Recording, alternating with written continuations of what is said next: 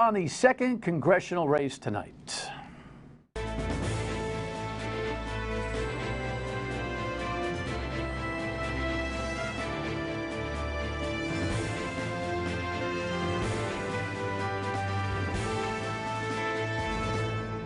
The Dan Yorke State of Mind program is brought to you in part by Lookout Rhode Island and Taco Comfort Solutions. The two races that I think are prominent in our neighborhood this time around, this campaign season, are the governor's race and the second congressional district race. Other than that, pretty much perfunctory, although some of the local races for the legislature are pretty interesting. Tonight, we're going to focus on yet another quality candidate for Congress. This program was recorded last Thursday, not a day or two ago, but last Thursday, just schedules, vacations, that kind of thing. So we're not really going to be able to hit on anything that might be contemporary in the news in the last 6 or 7 news cycles. But look, the issues are broad enough and enough has happened to be able to dig right in. So with no further ado, let me introduce this gentleman, Omar Bah, who runs the Rhode Island Refugee Dream Center, and now he's running for Congress. Welcome. Good to see you. Thank you so much, Dan. It's an honor to be here. It's good to be back. Yeah. In a different capacity. Yeah.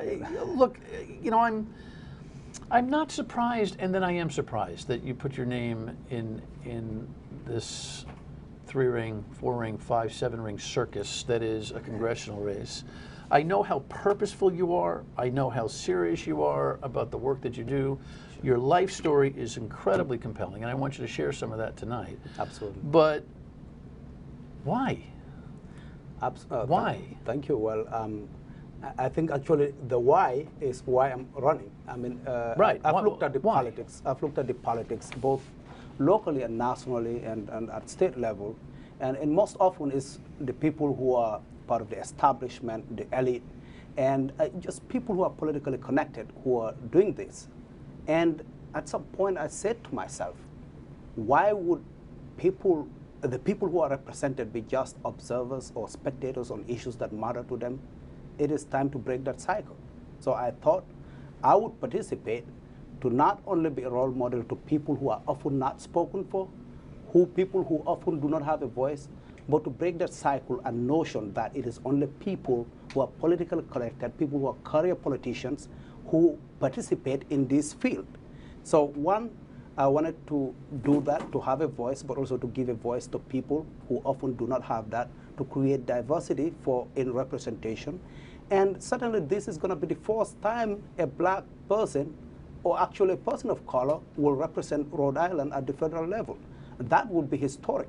And that is why I'm giving it a chance to show its level of seriousness, to use my experience as somebody who's done the actual job, not in politics, but real life changing people's lives, to ensure that there is change and difference this time. You see, this is, you know, I've been in this business of interviewing candidates for office for more than 4 decades. Mm-hmm. And it used to be that I would bring somebody on of your caliber and pepper the living daylights out of them because the tools with which you need to get elected are missing. Absolutely. I've morphed, and this conversation's not about me, it's about you. Now I feel a sense of disappointment in this notion. As we go along in this conversation, I am absolutely certain that the viewers are going to be more and more impressed. Sure. But the mechanics and the math are near impossible for you because you're not bringing the structure and the money to the race that gives you the platform to then accelerate and showcase what you deliver. And I said to Joy Fox last week, she may have a lesser story like you. I think she's raising some serious dough. We'll talk about your stuff later. Absolutely. There's such a big difference between campaigning and governing. The campaigning's the eye of the needle. There's no doubt in my mind the viewers after this broadcast are going to find that you would be a phenomenal congressman, that your skill set, your life experience, and all of the things that you just said would be a neat change of pace. Sure. But how are you going to get there from here? Well, absolutely. I think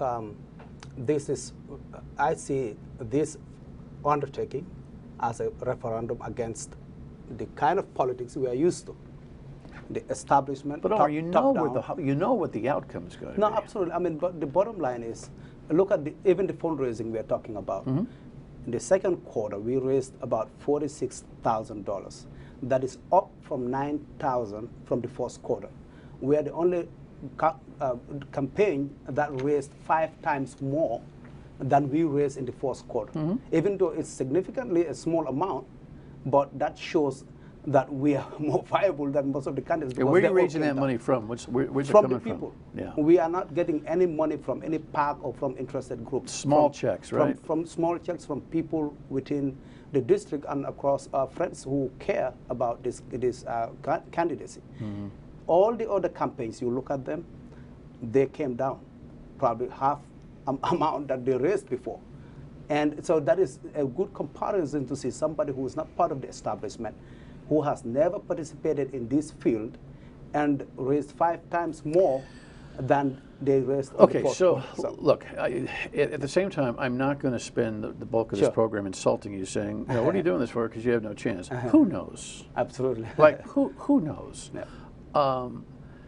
So let's get to the viability of the race, and then we'll get to some issues. And also, I want you to tell your story for people who don't know. Sure. What gives you any level of confidence that at the end of this primary on September 13th that you'll be in the hunt? Well, absolutely. Thanks, Dan. That's a very important question because people don't want to waste their vote. Absolutely. I lived under a dictatorship, and I lived under a democracy. And currently, this country is at a crossroads. We need congressmen, we need leaders who understand how to defend democracy. I value democracy to the extent that many people in this race do not understand.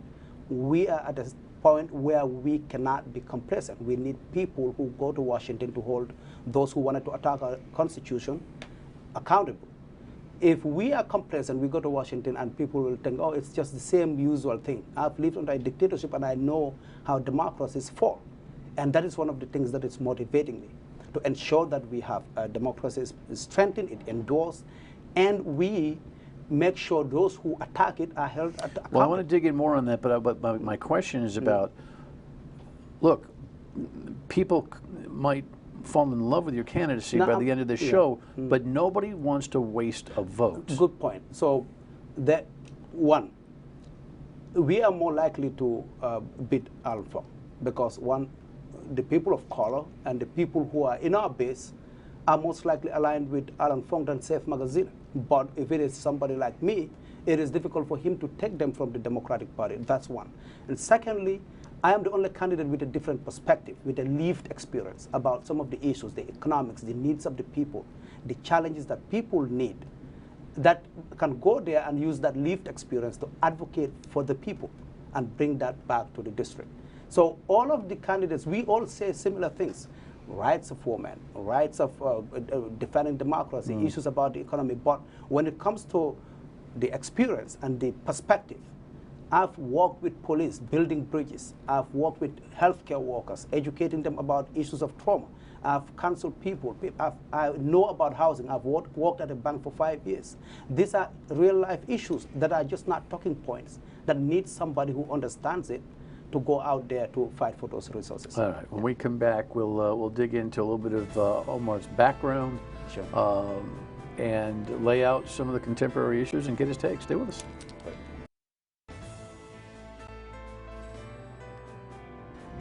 So the Boston Globe poll is probably the most recent reflection, and Dr. Omar Bah sits in, a single-digit pace there right now. Look, the good thing about the non-magaziner supporters out there, if you're going to hold out any hope for victory is that there is a significant degree of undecided people that have been polled recently in the 2nd Congressional District. How that, and I don't think, even as we speak, and this will be the 2nd full week of August as you're seeing this, and again, we recorded this show last week.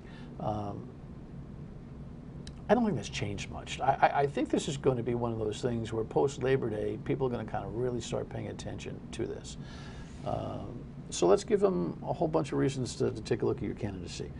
Your background, give me the 2-minute version, and then I'll ask you some questions about it. Well, absolutely. I grew up in a small village in rural Gambia, and Gambia is in the westmost part of Africa, the smallest country on the mainland of Africa, and here I am in the smallest state. And growing up in a village in Gambia, it's really a different perspective than suburban America or village life in America. It is a place where you have no running water, no electricity, no gas, no nothing, really no access to any technology or resources. I walked for miles barefooted to school, and in a condition where I was one of the only few kids who accessed education. Most of the kids would not be even enrolled in school. The girls were forced into marriages. My mom lived in a condition of domestic violence, and that motivated me to want to get a job, get an education, get a job to help her. That actually imbued that notion of human rights in me. And by the time I came of age, the country had been overtaken by a dictator, a warlord, somebody who used the barrel of the gun to take over that country.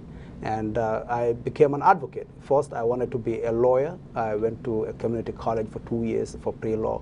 That did not work out because I could not afford it. Then I became a journalist, a reporter.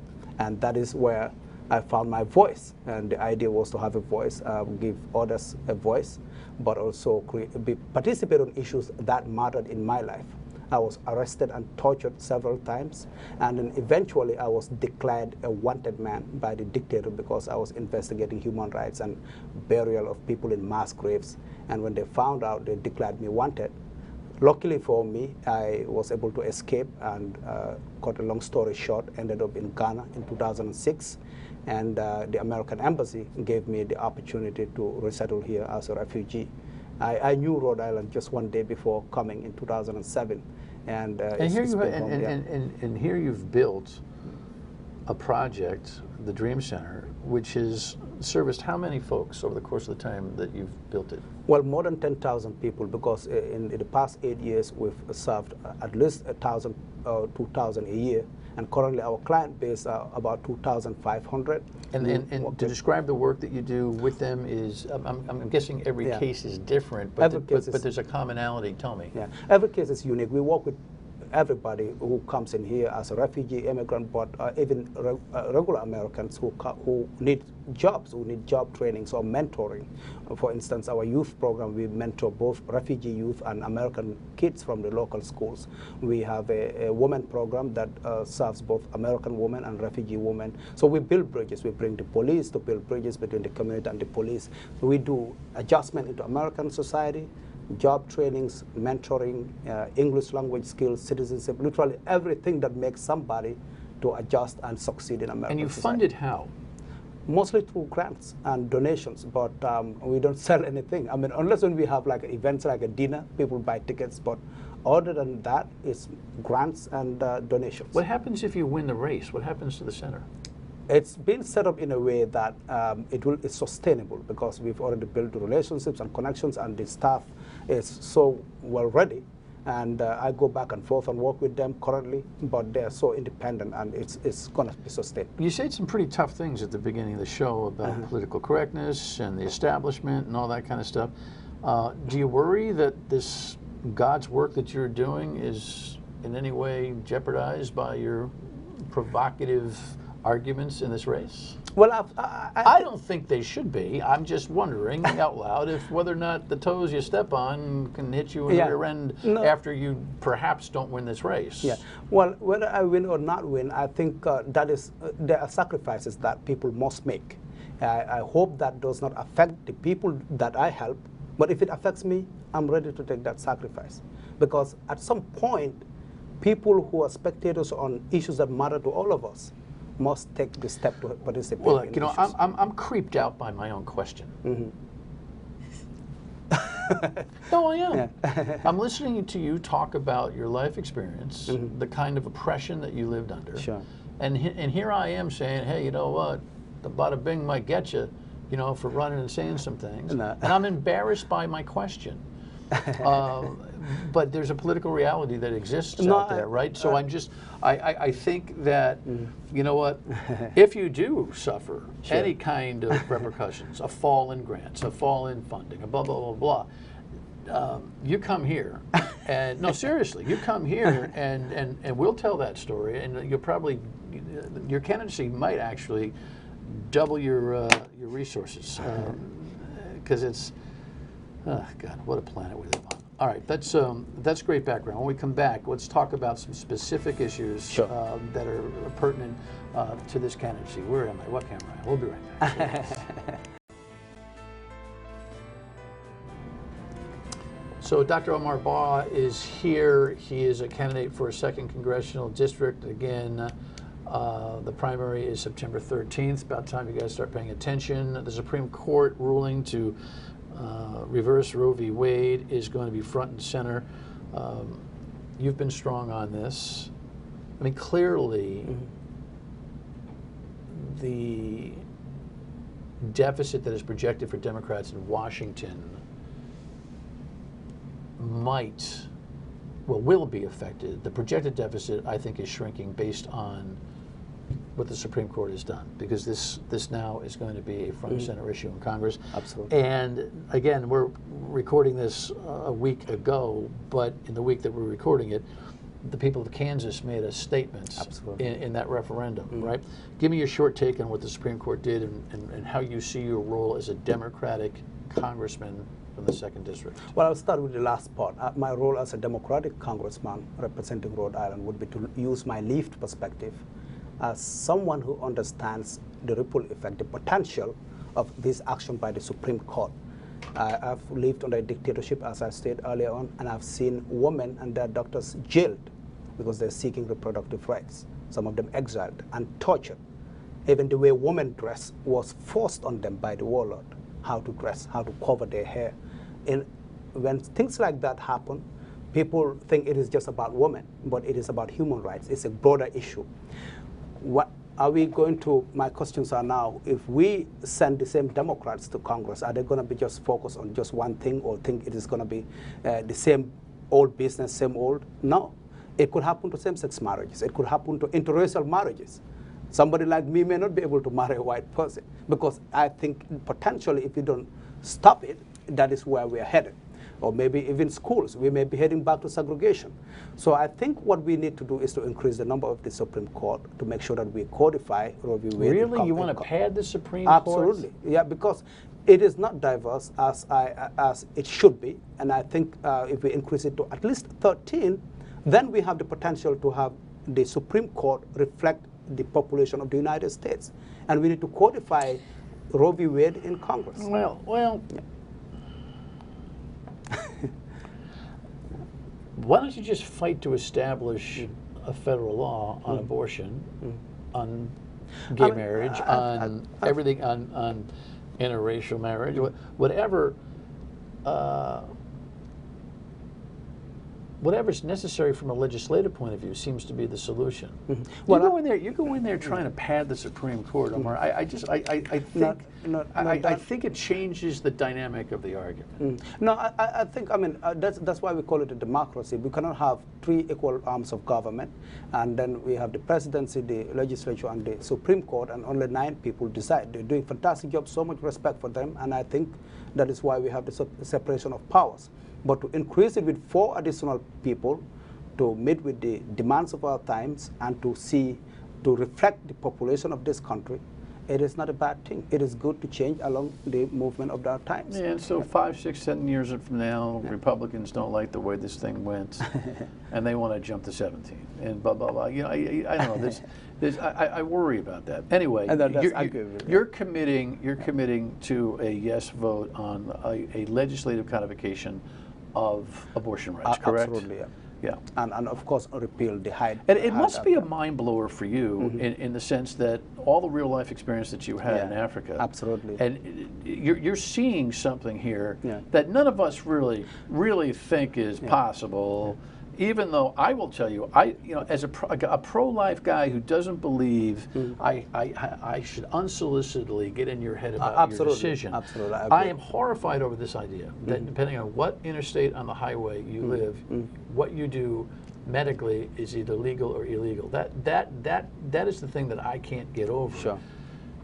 You must be seeing at least the fringes of something of a horror show you've already experienced. Yeah, I mean, this is the longest enduring democracy, and the rest of the world looks up to us. And they take cues from us. So the bottom line is, we are going to Washington to see that, use my lived experience to use that to fight to defend democracy. I run on three platforms. One, to defend democracy, to defend the American dream, because I believe if there is no peace, there is no democracy, we cannot have the resources to attain the American dream.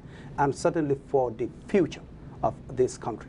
And just with America, I have to give everything to this country. And I only got a minute here, but January 6th must have blown your mind too. That is actually what really was the triggering point. After January 6th, I mean, I ran from a country that lost democracy and came here, and I'm not going to watch by and let this country also lose, based on complacency, lose that freedom, lose that democracy. Right, we need to fight. I got 30, 40 seconds. Sure. Put the program out. Why should people give you a hard look here? Well, all the 6 candidates in the Democratic primary all say similar things. I stand out because I understand the issues of the urgency of defending democracy, but I also bring in a lived perspective and experience that none of them has. They are all from the political establishment. I'm an outsider, so this should be a referendum between big money and the political establishment and people who understand the issues, who've got the education, who've got the experience to bring in a lived perspective to Washington. Right. Good luck. Thank you. Well, hey, that's why they play the game, man. They play the game. You know, don't make assumptions until Election Day. Primary day is September 13th. Great to see you. Thank you. Thanks, Dan. Final word and we can back. Stay with us. Listen, you should take notes on all of these candidates. Just because there is a front runner and an endorsement and there's millions of dollars floating around doesn't necessarily mean that's where your vote and maybe your heart should be. FYI. Have a great weekend. Don't forget weekdays 3 to 6 on WPRI. More candidates to come.